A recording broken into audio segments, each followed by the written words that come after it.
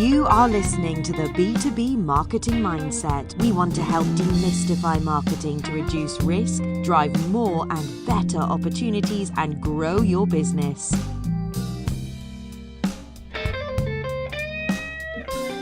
Oh, that is right. I'm going to try to help you grow your business. I'm Pete Montfort, your very lifelike AI host.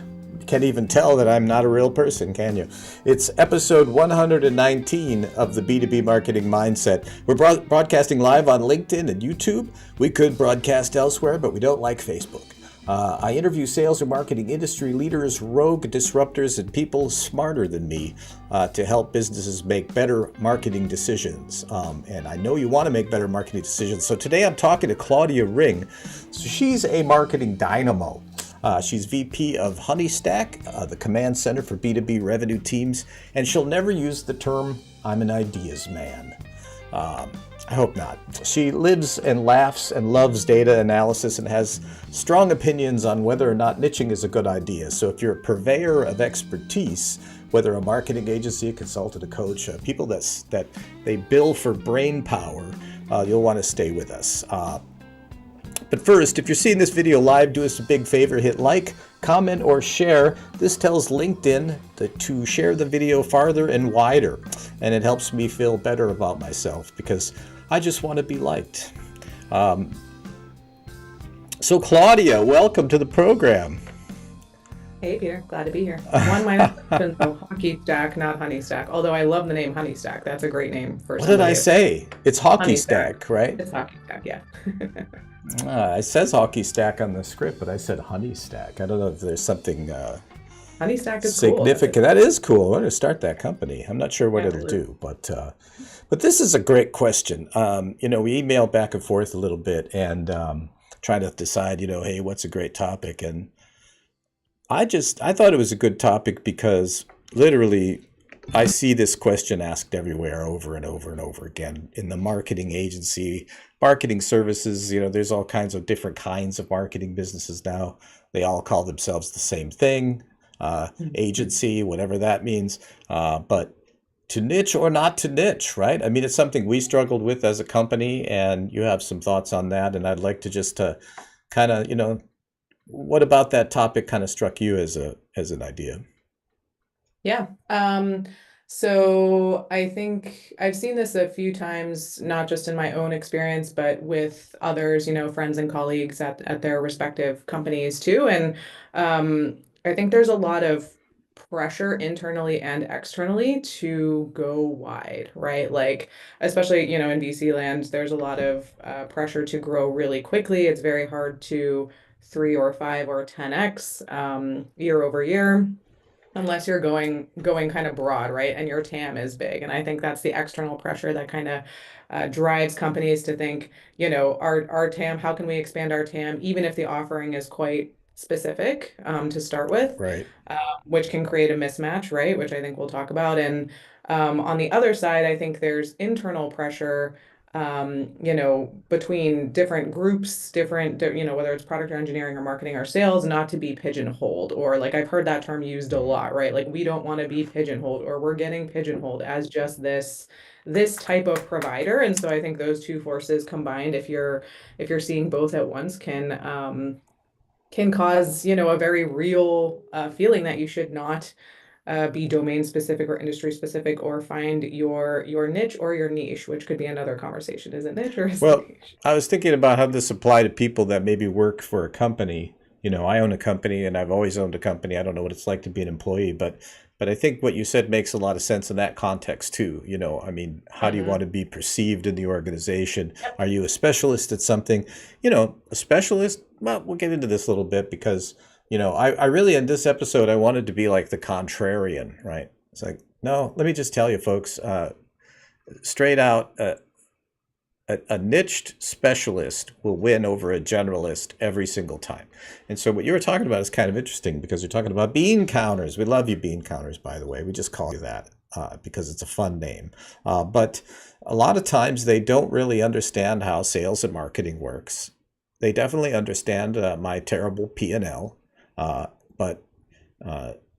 And they also they're they're just falling into the same trap, right? And the trap is this: you have this great product, great solution. Uh, if you want to catch a lot of fish, you put out a bigger net, Mm-hmm. right? And I try to tell people, we're not fishing. If I don't even know. I do my fishing in the frozen food section, by the way, Claudia. So that's how much I know about fishing. I went on one fishing trip in my life as a late teen and got stuck in 8 inches of mud and spent 18 hours digging a car out. And I was like, hey, this fishing thing kind of sucks. But bean counters, not fishing, and founders. I mean, and even me, like I even vacillate in between these two things sometimes in my head, right? But the fact is, now we'll talk about some exceptions to the rule too, but I do think that it's a very powerful strategy. We agree on that? So Yep. why is it so hard? Why is it so hard to niche or niche? Yeah, I think there's also a number of factors at play there. One is, yeah, that internal pressure again. But I think the other is going, like, as a company, going really deep and becoming extremely focused on one thing is hard. And building a product that supports, a really deep segment of the market. It does carry more risk, right? So I think there's always that equation of like, should we put all of our eggs in this basket, right? To use more like Yeah. more of the colloquials. Also, Yeah. Are we fishing or farming or I don't know. Maybe both. But yeah, so should we put all of our eggs in one basket or should we diversify, right? Like if you're looking at the market and your company as, playing sort of a risk portfolio or you're managing your risk, it seems less risky to quote unquote diversify and kind of go horizontal, dominate more adjacencies, in terms of capability that your product could take over as opposed to going really, really deep in one area. But the risk that I think is not often calculated in that is, do you really satisfy your customers' needs before moving on to the next one? Are they happy with what you have? Do all of them want the next thing that you're offering, right? Because that can become very appealing if they do, but that's pretty rare that you just, you're expanding in a way that every single customer is really happy with. And so you're starting to set yourself up for maybe some churn there, or maybe a lot more support needs or things like that, right? Which cost, there's time, there's opportunity cost, there's right? human cost, resource cost, all of those things, right? But yeah. It touches on so many things, and what strikes me is you mentioned risk, and I was thinking, I'm thinking, we kind of live in a little bit different worlds, but um, the SaaS world seems to define things kind of uniquely. I've Mhm. noticed, but if you really trace everything back, it's all just basic marketing stuff that they've renamed, and So so true. it's true, Yeah.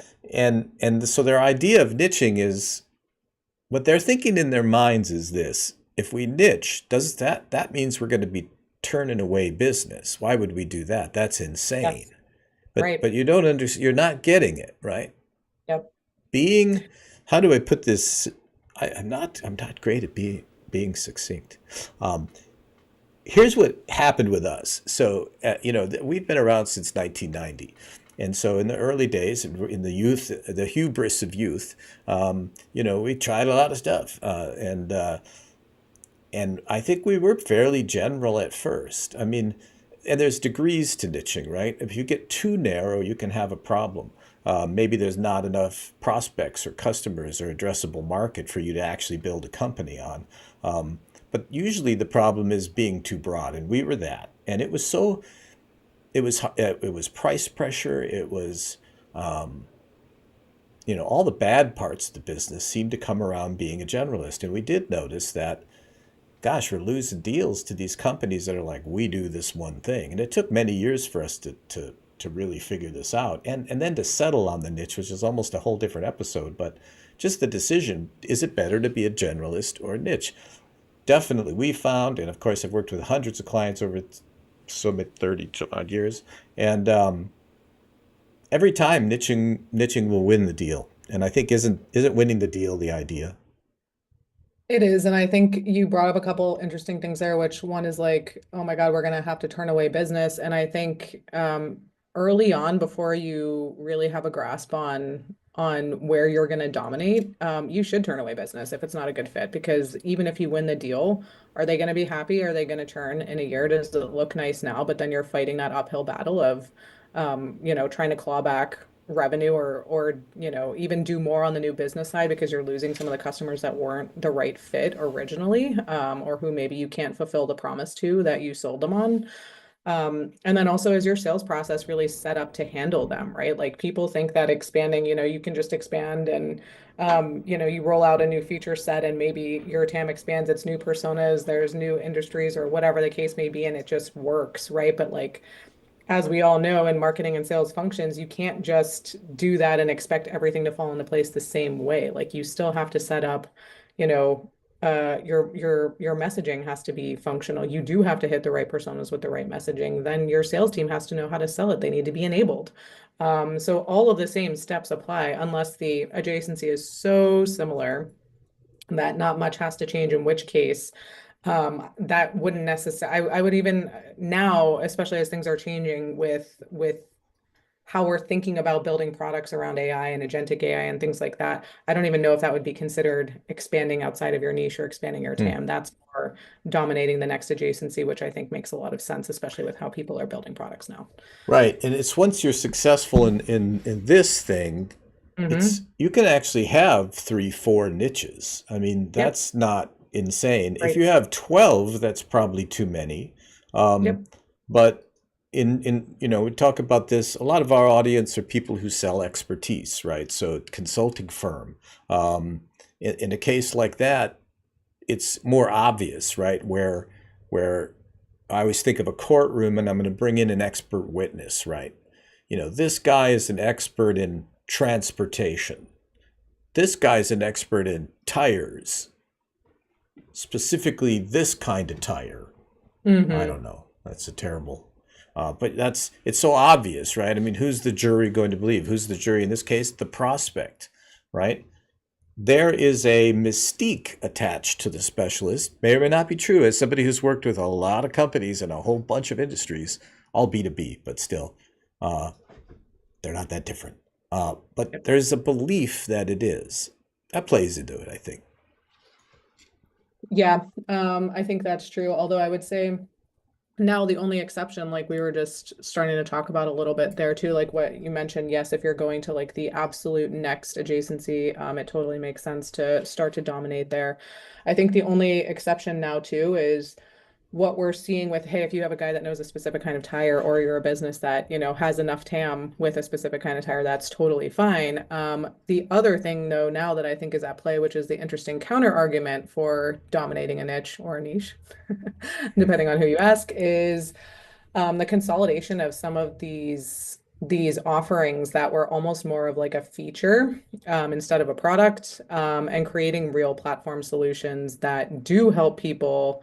And again, that's not really, depending on how you look at it, that may or may not be going really deep in one particular area, but there are a lot of little companies out there or startups that kind of built their foundation around really solving one thing that is so particular that it really can't stand on its own. And so now, if you can expand your product horizontally and you do see commonalities between those markets and personas, even if they solve different problems, it kind of makes sense to consolidate those and not create a niche, right? It kind of makes sense to Yeah. go broad.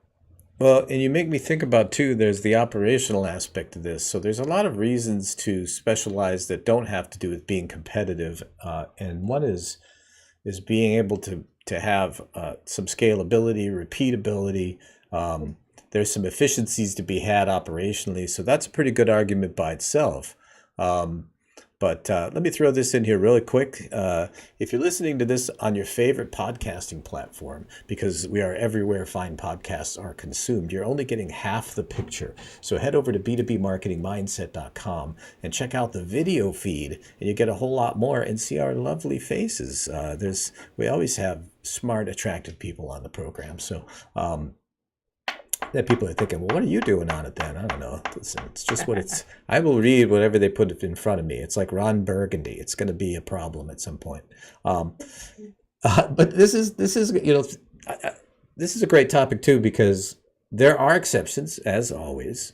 There's a company that makes guitars and they make high end audio equipment, very high end actually. They make motorcycles and they make sneakers, and I'm sure I'm missing things. It's Yamaha. I think they make saxophones.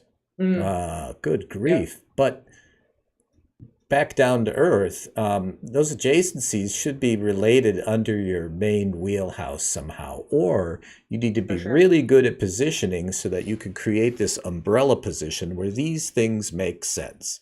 Like you don't Hmm. want to have a deli and a taxidermy shop business, right? I know you laugh at that, but I, I'm from Wyoming, and there are businesses like that. It's the barbecue taxidermy place that freaks me out. I don't know, Yeah, but I do think. And so what I think you're doing now, though, the broader you get, the harder and more expensive it gets. Is that has that been the case for you as well that you've seen?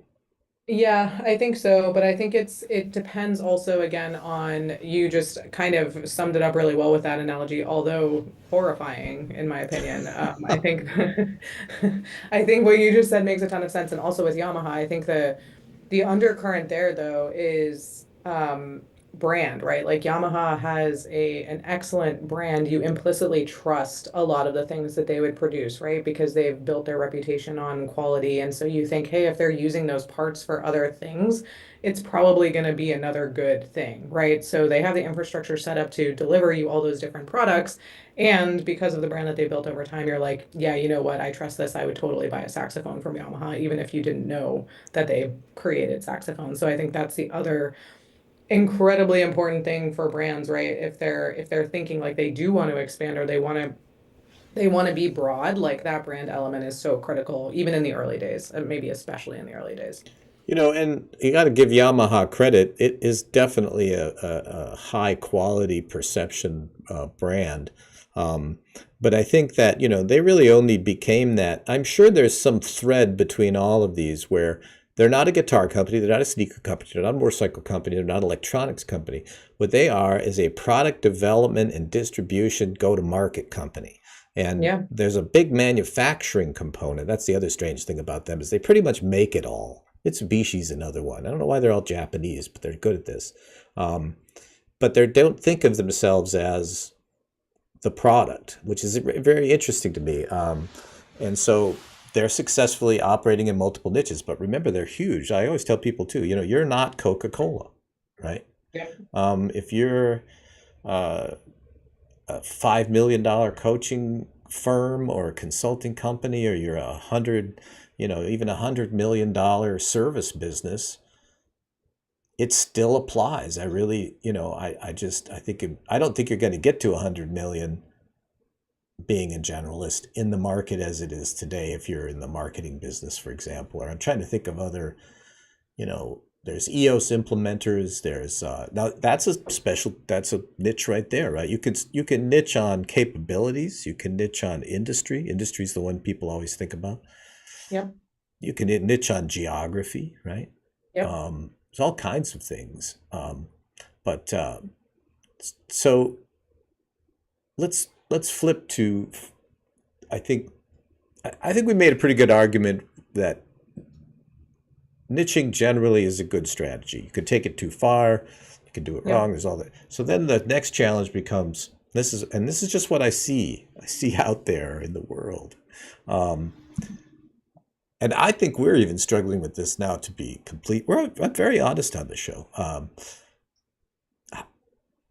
You got to cut, right? It's like culling your children is what it's like, right? It's like, and if you've been in business a long time like we have deep, deep experiences in niches that they got axed, man. I mean, and Mm. we looked at it like this, and this is our process, and I want to hear, how you look at it. We ask ourselves, where do we have the most demonstrable experience? Yep. And I think that's what determines our niches over on this side of the podcast. Is that Yep. I think that, and it's like a chicken and the egg scenario for a lot of, especially startups, right? Which is where the bulk of my experience is. And I think to back to the Yamaha point too, briefly for a moment, it's also like, as a startup, it's like, do you want to pick one? How do you pick the right one? And then how do you build up the demonstrable, kind of ownership or domination of that particular niche before you expand to others? That can be really tough. We can talk about maybe how you do that, but yeah. In the Yamaha example, I think what is also important is they probably didn't set their sights on creating all of those different products, right? And your point, I think, is super salient, which is maybe they don't look at themselves as a product company. Maybe they look at themselves as a manufacturing company and they happen to have the right parts and then they put them together. And then they add on, incremental, very small additional needs to create a whole new product set, but it's not with the goal of creating those products, right? It's kind of organically growing over time, and then they're adding on things that just make sense for their business, which I think is the same mentality you could take as a startup.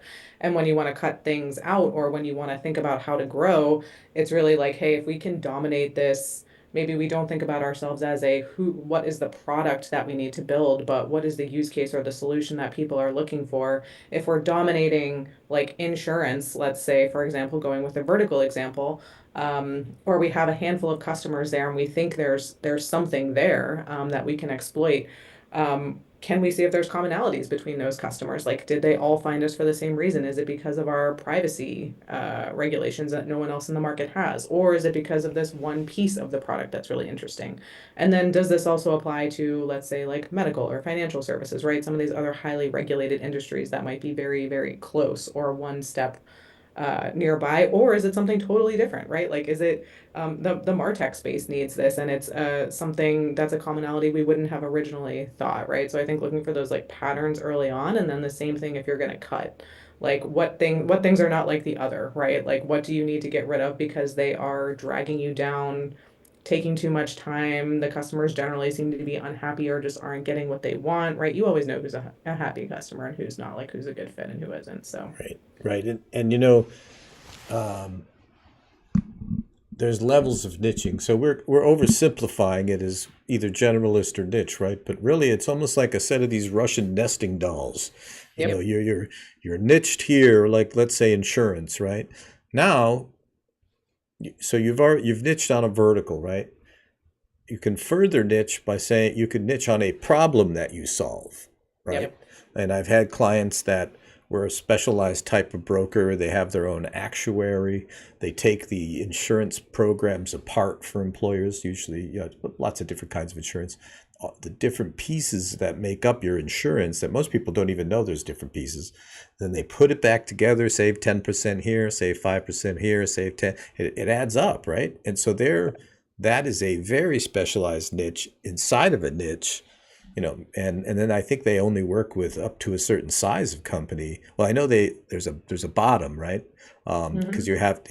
it's self-pay. You have to be big enough and have, I think, 50 employees, but then they have a cap too. So there's yet another layer of niche, right? Hey, you're too big, not a match.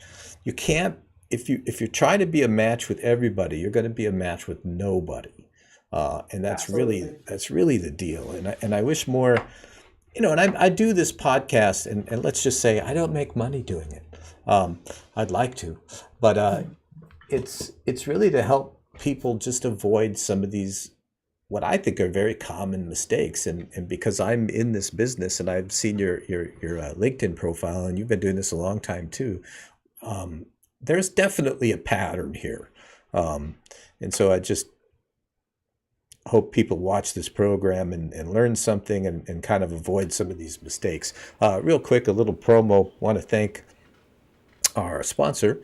It's brought to you by the Agency Founders Network. This podcast is. It's an online community of sales and marketing founders who sell their expertise. What a coincidence! It's a place to connect, grow, and partner with people in there who are walking in your shoes. We have experts as well, which is really interesting. So you have people that are at your level, have people above your level. It's all over the place. You can help people. They help you. You can join for free. It's no credit card. Go to agencyfoundersnetwork.com and you can give and receive a whole ton of knowledge. So thanks for tolerating the promos in the program. But that's how we do it. So what's the best way? Let's say that let's talk about the SaaS world. You've got a team. You've got people. They have different belief systems around how this should work, and they have different agendas and different this. And then here you are, right, Claudia? You have to bring all of that together in a cohesive decision on what is our niche. Yep. Well, hell, in Wyoming we say niche. So I mean, describe how you approach that. I'm a facilitator of teams, and I know how I would approach it, but I'm just curious. See if Yeah, I'm crazy. no, I think teeing it up with your broader team as um, this is an experiment and something that we want to understand in order to build the future of the business, right? Like we need good data on this and good feedback on this in order to have a successful long-term revenue stream, right? So worst case scenario, if we go small, is we don't get the response that we were looking for, but we know, right? Like we know that this wasn't working. What's the worst case scenario if we go really broad and we try to market to a lot more people? Let's say even worst case scenario, it's more personas, more industries, or more company sizes, or whatever makes up your TAM and your ICP, right? Whatever the case may be. How are we going to understand and interpret the data or the feedback that we're getting back from marketing that way, right? Right. So, do we have enough budget coverage to actually do this effectively? Number one, go broad. Number two, how are we going to understand what comes back to us? Are we going to be able to action that feedback or the data that we're getting back? If not, what is it for, right? Like what are we going to be able to understand? And then three, what do we want to actually get out of going broad? Is there an achievable goal that you can dig out of that? Is it that we think our product should be selling for more, right? Like is the reason that we want to go broader because we believe then we can get a higher ACV, or it's just pure quantity of deals? Most of those things, if you root cause kind of like why people want those things to happen, it doesn't actually have to do with going broad and expanding your market. It has to do with more business oriented goals in the short term, which honestly highly targeted and curated marketing will help you Right. achieve much more quickly than going broad. So if you can push back on those things and like with a curious mindset really drill into why that is the push is to go broader, you usually will find like, hey, we can go broad, we can run brand messaging at a lot of these other companies so they hopefully know who we are when we get to them, but let's start here. There's 400 companies in this segment, and Right. let's run really hard and fast at those and see what we get back. Well, you're speaking their language. You're saying, look, man, so the answer starts to come when it's time to write a check. And also it Exactly. depends on how risk tolerant you are. And Yep. you're talking about worst case scenario. If you've picked a niche and it goes terribly wrong, you didn't spend a ton of money. If you bet it all on being a generalist, trying to reach everybody, you're running around like a chicken, spending money like crazy. It could mean the end of your company. Yep. And so walk before you run. And so, Yep. but what an interesting topic. I mean, this is one of those topics that we tend to do this on this program. We'll pick a topic. We talk about this for hours. I mean, we could go like 3 episodes, right? We're not going to. We'll spare everybody. But I love that you love this, and I have this question. So you'll never call yourself an ideas man, but I thought ideas were good. What? Explain yourself. Yeah, I think it actually relates a little bit to what we've been talking about today, which is like ideas are great and kind of going wide with things, being creative, that's awesome. But at the end of the day, the only thing that really matters is execution. So yes, you can execute poorly and that's not a good thing. Okay, yes, caveat, fine. But if you spend 5 times as long thinking as you do doing, you're gonna wait that much longer to get some answers and figure out what to do next. So I think for me as a marketing leader, I always like to have my hands on everything and just keep moving forward so that we can do exactly kind of what we just talked about, which is like understand what results we're getting, interpret what's coming back, and then make the next right decision. Well, and ideas are the easy part, right? Execution is the hard part. So ideas, we've always said ideas are a dime a dozen. So I kind of chuckled when I saw that, and I thought to myself, well, then I'm never going to call myself an idea lady either. I'm going to make sure of that. But what a great topic. I think the jury is, the verdict is in. Even if eventually you plan on being the next Yamaha, you're going to start with a niche because you're going to prove it out. You're going to do it with a reasonable amount of risk. And then you're going to be able to make very deliberate decisions on how far out of that niche that you want to get, and also why, right? I mean, the parallel I see is brand extensions. And over history, brand extensions have ruined a lot of really big, successful companies. So this is not just a theoretical question, is it? But thank you for coming on. Do you have any final thoughts for us? I think to niche or not to niche, go niche, and then see what you get. Then expand from there. I was just ready to disagree, and I can't. But what a great program. If you want to just hang around just while we wrap this up, thank you so much for being on the program. Thank you for having me. And, people can find you on LinkedIn, and it is called, I got to read it again so I get it right. It is called Hockey Stack. Yep, perfect. Not Honey Stack yet. Anyway, thank you.